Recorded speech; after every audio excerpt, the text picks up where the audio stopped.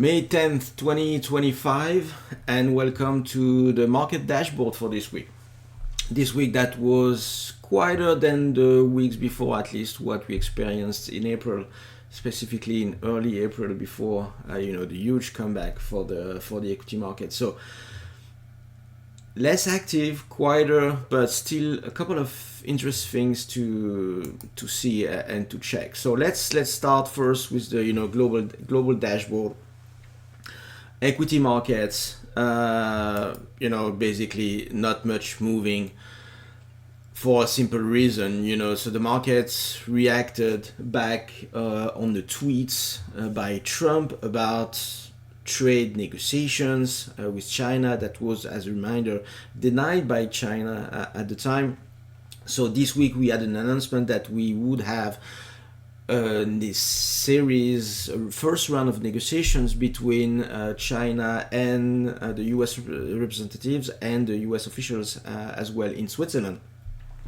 So that didn't really trigger much on the equity market. Again, that was priced in based on the tweets that were sent by Trump the weeks before. So nothing much to expect there. And as a reminder, the market comeback was only based on sentiment, no actual news, no real decision. There was no even rounds of negotiation, just pure speculation that the negotiations would come. And actually, both the US and China have an incentive to find a deal on this one. So it's very likely that just because they have both an incentive to come to an agreement, they'll probably reach it. It may take some time, but I think it's we're moving on the right direction here. On the other side, bonds are still refusing to go up. And interest rates. So bonds are going down and interest rates slightly going up. On the FX side, not much. The US dollar is not collapsing anymore, so that's a good thing. But at the same time, gold is still rising, another 3% this week.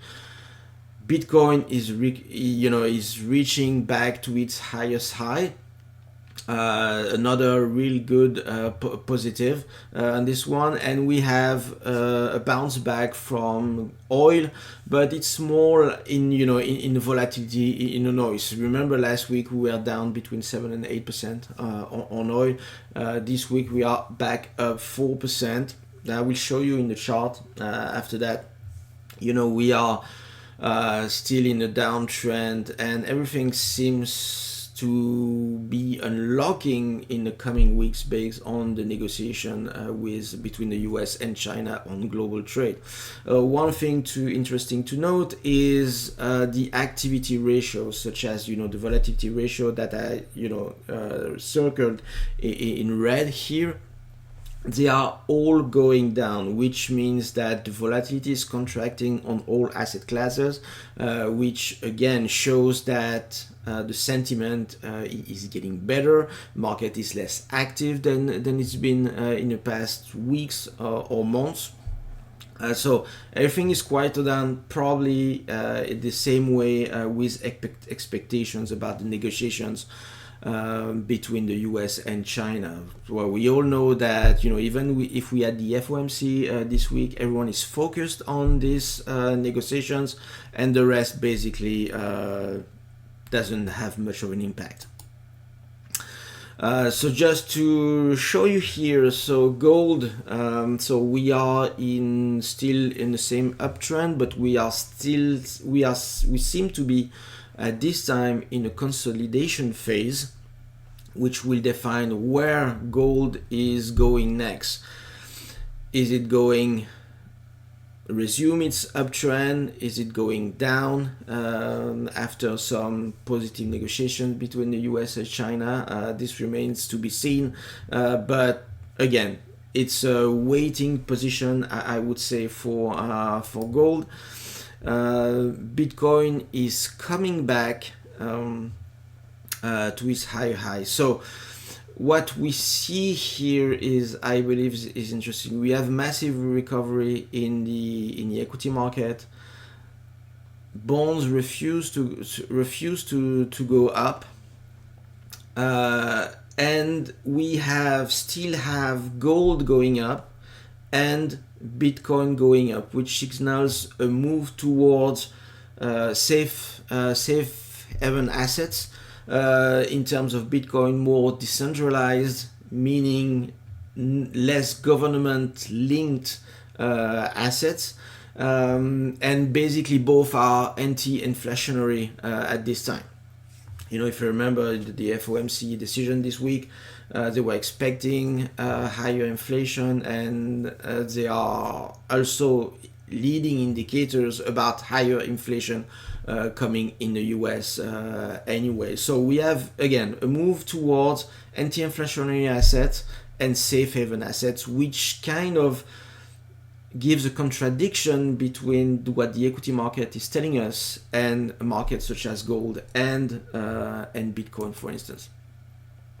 So again, basically what we saw, on the major assets per asset class, we see this across the board, whether when we look at it in detail. So I circled the volatility activity ratios here. They are all green, meaning they are all going down. The activity is contracting on all these asset classes, whether this is equities, whether this is bond, this is commodities, and this is forex. However, there is one asset class where the activity is rising, is the crypto space.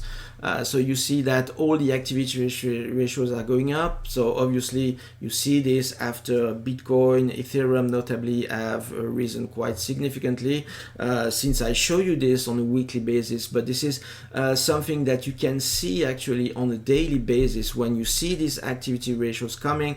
And again, it's a useful indicator to show you where to look at, basically where the action is in the market. So it was not so much in the other asset classes, but this week was mostly about the crypto space and the return of, I would say, volatility expansion, which is often an indicator of trend setting up and developing. So again, I want to show you oil here, which again is to me the global, trade activity indicator. So we broke long-term support recently, so it's not looking so good. But again, if the negotiations between the US and China are going well and we get to an agreement, this will again push expectations about the global trade in the future on the positive side, and hopefully at this time this will have an impact on oil. Again, a quick look on the activity. So we saw that the activity measured by volatility was rising as soon as February, actually, on the S&P, going up in March as well to some of significant highs on the S&P, and then exploding at the beginning of April. And we see again the activity on the S&P has really shrunk massively over the last week, and gold as well, US dollar as well, bonds as well. So everything looks much quieter than it was. If we look in detail about the S&P, we see the same thing. Again, volatility indicator is the same, but we see the same easing in terms of activity on the volumes themselves, which volume activity indicator has shrunk as well. So much quieter space.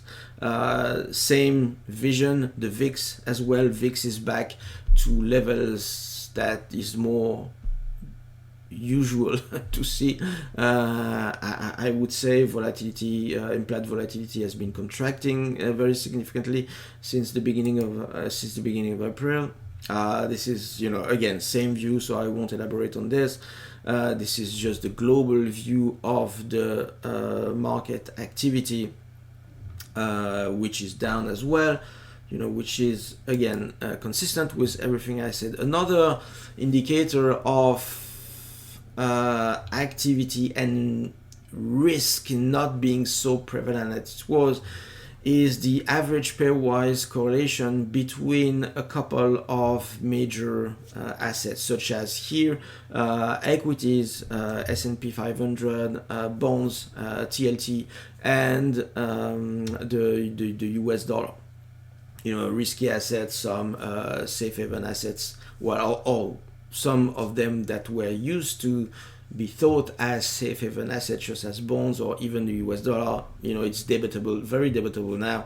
But what we see here is that since the beginning of March, the average pairwise correlation was rising significantly and then spiked again at the beginning of April. Now it's been easing at the beginning of May, which means that there's a little more diversification in the portfolios holding, bonds, equities, and potentially forex. Maybe I should extend that average pairwise correlation indicator to other asset classes to give a much better view of potential diversification within a diversified portfolio. But that is another sign that the risk is lower than what it was in April. And maybe finally, the last thing that we could note in this much quieter week than it was is that we've seen, with the issues that the US equities experienced, we had an overperformance of foreign markets, whether it was Europe, measured by the Eurostoxx 50, whether it was Germany, for instance, which is the biggest performer versus the S&P in terms of foreign, let's say, developed foreign markets. If you look at EFA, which is an ETF for world equities market X US equities, it's overperforming as well. But what's important is that despite the US markets recovering, these foreign markets are still overperforming versus the S&P, which to me means that the situation actually didn't change much. What really changed is the sentiment on the market, based again on no news, a couple of tweets, but no actual news. But the news will come in the coming weeks after the negotiations between the US and China.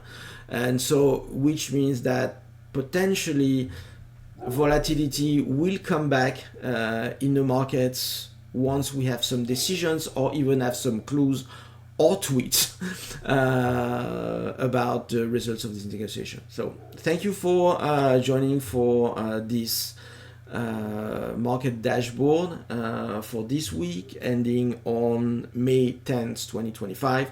I wish you a great weekend and hope to see you next week. Bye-bye.